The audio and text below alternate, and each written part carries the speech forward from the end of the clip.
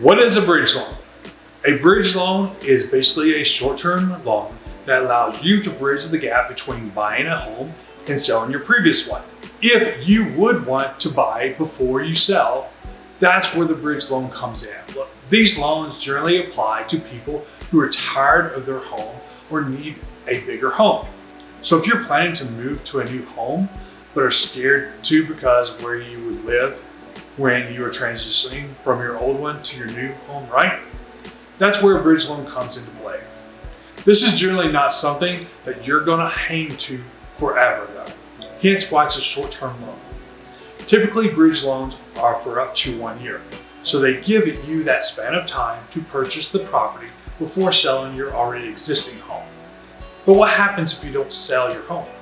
Look, you will need a plan of action if it doesn't sell. Although this is not always the case, lenders can often give you leeway to extend the loan. The downside that exists mostly concerns the existing property you're currently on. One way or another, you're going to have to get a buyer for it, and this can cause some problems when you're forced to pay 2 mortgages at once.